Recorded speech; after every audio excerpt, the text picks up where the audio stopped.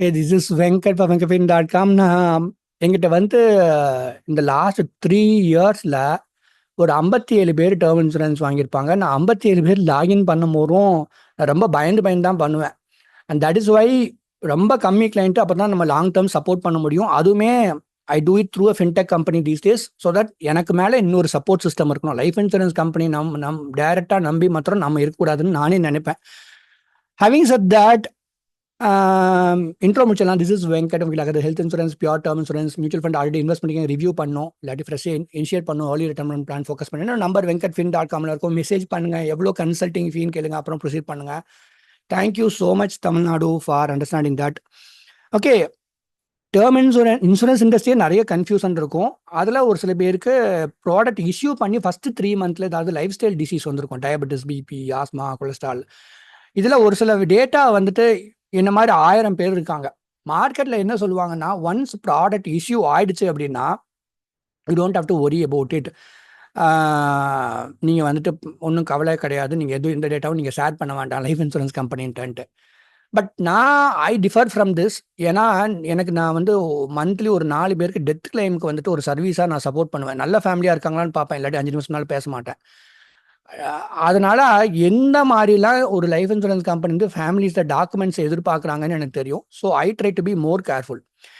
Okay, disclaimer நம்ம பார்த்தலாம். This R my other works. Okay, என்னோட வீடியோ பார்த்து வந்து டெசிஷன் எடுக்காதீங்க. ஏன்னா கான்டெக்ட் சேஞ்சஸ் எவ்ரிதிங் இல்லையா? அதனால வீடியோ வந்து சும்மா ஒரு ரேண்டமாக பேசுகிறேன், அவ்வளோதான். Mutual fund investments R subject to market risk. Read all the scheme letter documents carefully. மற்ற டிஸ்க்ளைமர்லாம் கிளியராக பார்த்துக்கோங்க. இந்த சர்வீஸ் இண்டஸ்ட்ரி யார்கிட்ட வாங்குறீங்களோ அவங்க தான் பொறுப்பு. ஓகேவா?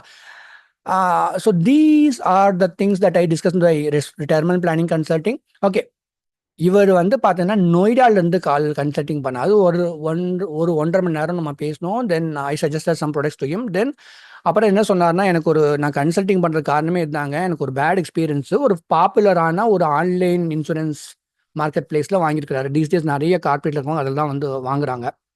ஓகே, அவங்க வந்து 2024 ஏப்ரலில் வந்துட்டு பாலிசி இஷ்யூ ஆயிடுச்சு. அவருக்கு ஹெல்த் செக்அப், ஃபிசிக்கல் மெடிக்கலும் போயிருக்காரு. ஆகஸ்ட் 2024 3 மாதம் ப்ரீமியம் பே பண்ணதுக்கப்புறம், அவர் மந்த்லி பேமெண்ட் பண்ணாதீங்கன்னு நான் சொல்லுவேன்.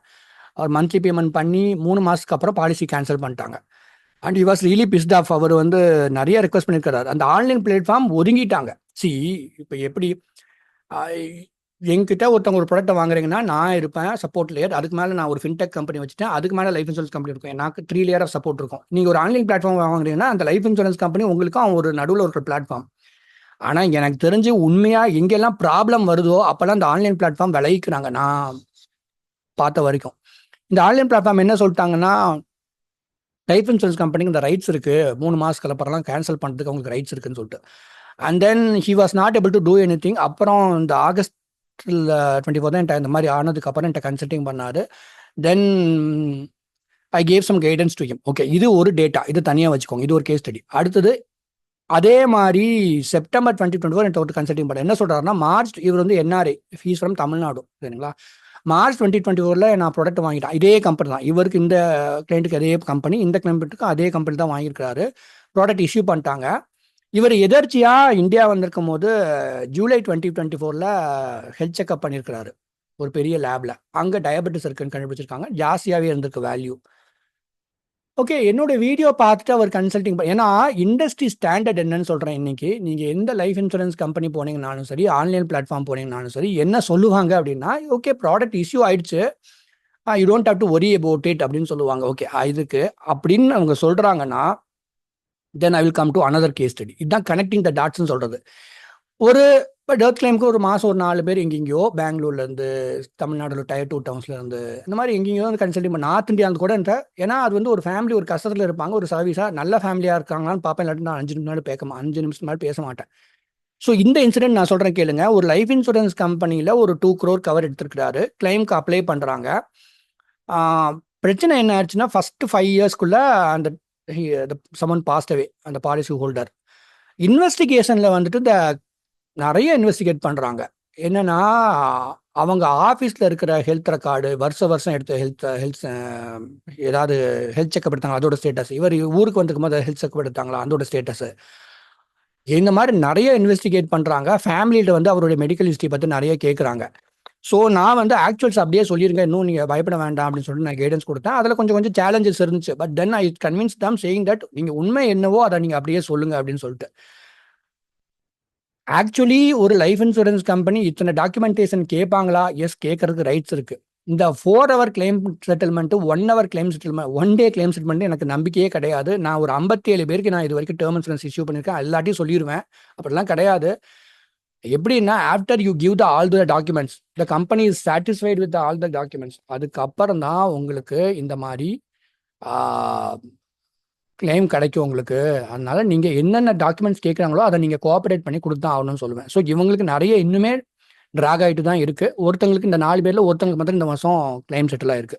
எகெயின் நான் சொல்றேன், எல்லாத்துக்கும் நான் அது மாதிரி சப்போர்ட் பண்ண மாட்டேன். ஸோ எனக்கு தெரியும் டெத் கிளைம் அப்போ எந்த அளவுக்கு இன்வெஸ்டிகேஷன் பண்ணுவாங்கன்னு சொல்லிட்டு. இந்த மாதிரி ஸ்டேட்டஸ்ல முதல் 3 மாசத்துக்குள்ள ஒரு health setback, major health setback விட்டுருங்க, அது எமர்ஜென்சியில் வருதுன்னு வச்சுக்கலாம். லைஃப் ஸ்டைல் டிசீசஸ் வந்துச்சுன்னா, அதான் கான்டெக்ட் சேஞ்சஸ் எவ்ரிதிங் சொல்றேன். ஒருத்தங்க கன்சல்டிங் பண்றாங்க அப்படின்னாலே அவங்க வந்துட்டு நாங்க டிஸ்கஸ் பண்ணுவோம். ஸோ நான் இதை ஒரு லைஃப் இன்சூரன்ஸ் கம்பெனிக்கு இன்டிமேட் பண்ணுமா வேண்டாங்கிறத நான் வந்து அவங்களுக்கு அவங்க டெசிஷன் எடுக்க சொல்லிடுவேன் நான்.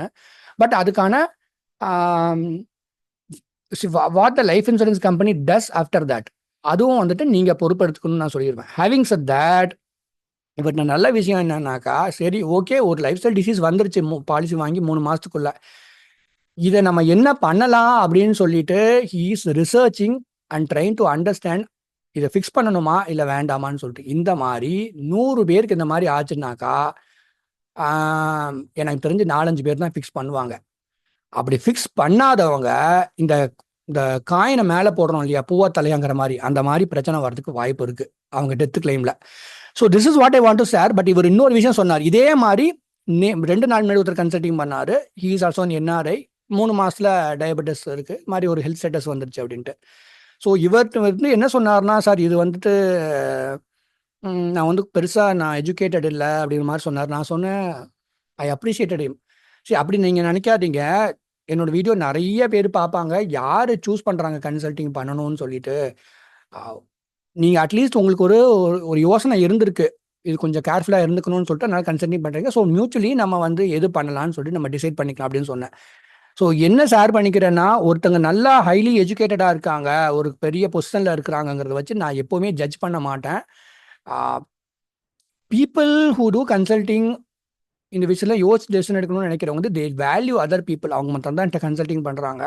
ஸோ கன்ஃபியூஷன் வரதான் செய்யும், எனக்குமே பயமாக இருக்கு. ஓகே, இன்னொரு விஷயம் சொல்கிறேன் கேளுங்க. இந்த மாதிரி ஸ்டேட்டஸில் இருக்கிற இன்வெஸ்டிகேஷன் நிறையா பண்ணுறாங்க அப்படிங்கிற ஸ்டேட்டஸ் வந்து எந்தெந்த கம்பெனி எனக்கு வருதுன்னு எனக்கு தெரியும்.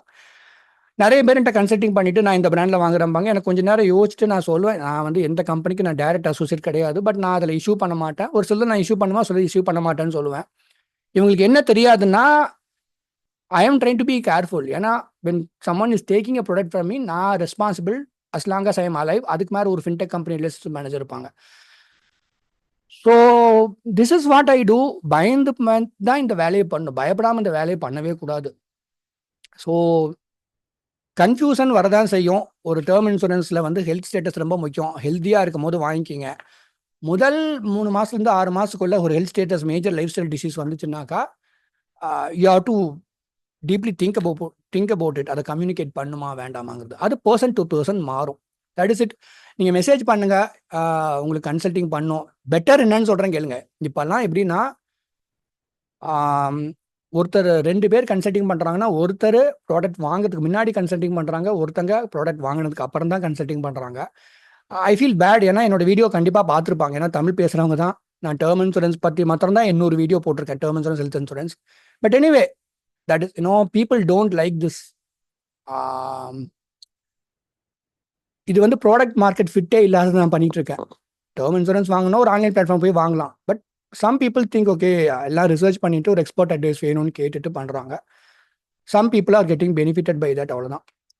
மெசேஜ் பண்ணுங்க, எவ்வளோ கன்சல்டிங் ஃபீன்னு கேளுங்க. ஒரு டேர்ம் இன்சூரன்ஸில் ப்ராடக்ட் வாங்கினா மாத்திரம் பார்த்தாது, இந்த 3 மாதத்துக்கு அப்புறம் ஹெல்த் ஸ்டேட்டஸ் விட்டுருங்க. இது போக 20 வருஷம் கழிச்சுமே தப்பா டேட்டாவை வந்து ஹாஸ்பிட்டலில் சொல்லி 1 கோடியில் 1 crore இல்லாத மாதிரி நிறைய ஃபேமிலி பண்ணி விட்டுருக்காங்க. So what you communicate in the hospital also very very important in future. So that is it guys. Share பண்ணணும்னு நினச்சேன், ஷேர் பண்ணுறேன், அவ்வளோதான்.